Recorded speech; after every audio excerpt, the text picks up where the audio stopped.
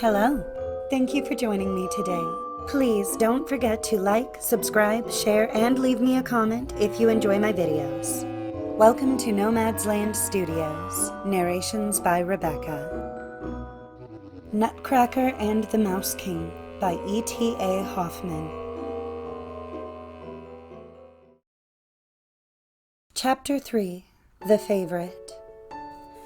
Mary, in fact, could not tear herself away from the table of presents, since she had just discovered on it something till now unseen.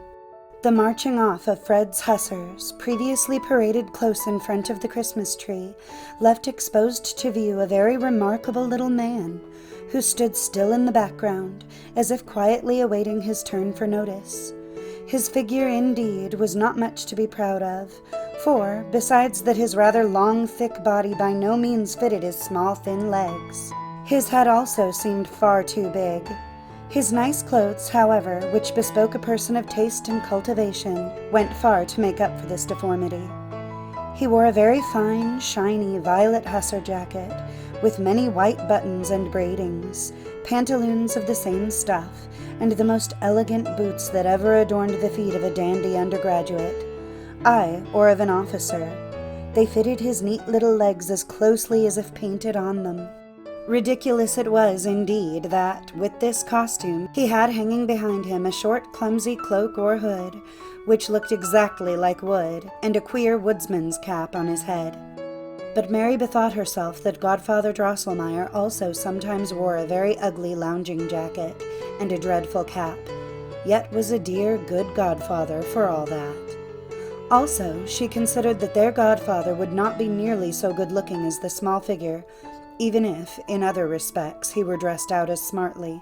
As Mary kept looking harder and harder at this mannequin, who had quite taken her heart at first sight, she came to perceive what a kindly nature was expressed on his countenance. His clear, green, and certainly too prominent eyes bespoke nothing but friendliness and benevolence.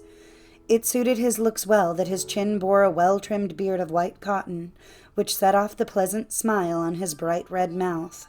"Ah, Papa!" cried Mary at length. "Who is to have this dearest little man on the Christmas tree?" "That," said her father.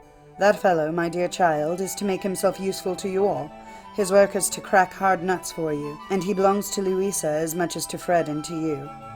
With this, her father carefully took the figure off the table, and, lifting up its wooden cloak, made the mannequin's mouth gape wide open, to show 2 rows of very sharp white teeth.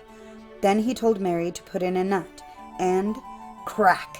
The man had crushed it, so that the shell fell in pieces, and Mary got the small kernel in her hand.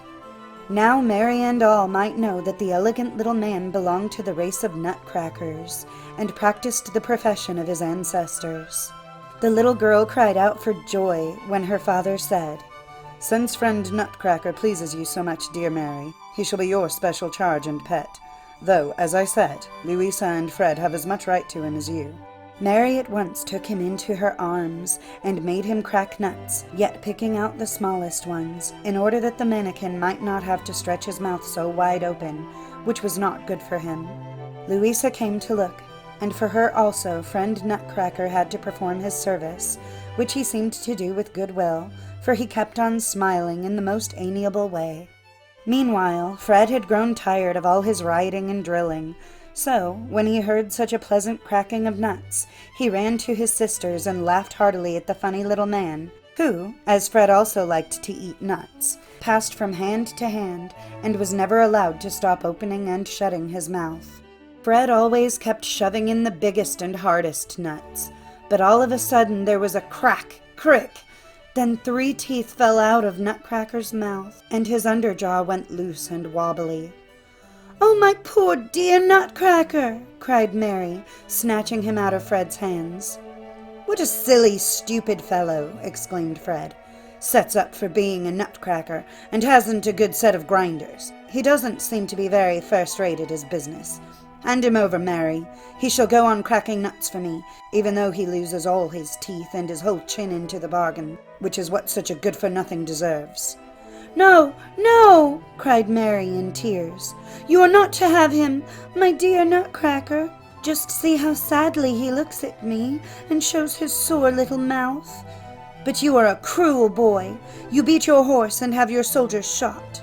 "That's what should be. You don't understand these things," answered Fred. "But the Nutcracker belongs to me as much as to you. Hand him over here." Mary began to cry bitterly and made haste to wrap up the wounded Nutcracker in her small pocket handkerchief. Her parents and Godfather Drosselmeyer interfered.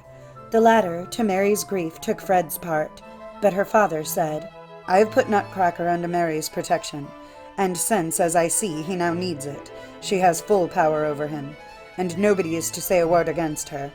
Besides, I'm very much surprised at Fred, that he should require fresh duty of a man injured on service. As a good soldier, he ought to know that wounded men are never put back in the ranks." Fred was much ashamed of himself, and, without troubling further about Nuts or Nutcracker, slipped off to the other side of the table, where his hussars had been posted for the night, after putting out the proper pickets. Mary picked up Nutcracker's lost teeth. Around his hurt chin she bound a nice white ribbon, taken off her dress, and then wrapped the poor little fellow, who looked very wan and dejected, more carefully than ever in her pocket handkerchief. Thus she held him, rocking him like a baby in her arms, while she turned over the pretty picture books which lay among the rest of the presents.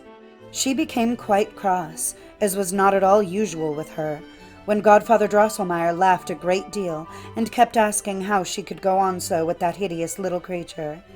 The strange resemblance to Drosselmeyer, which had struck her at first setting eyes on the mannequin, came again into her mind, and she spoke quite seriously. "Who knows, Godfather, whether you, if you were to make yourself as fine as my dear Nutcracker, and had as nice shiny boots on, who knows whether you would look as pretty as he does?" Mary did not understand why her parents laughed so loud, or why the counselor got so red in the face, and did not join in the laugh as heartily as before. There may have been some particular reason for this.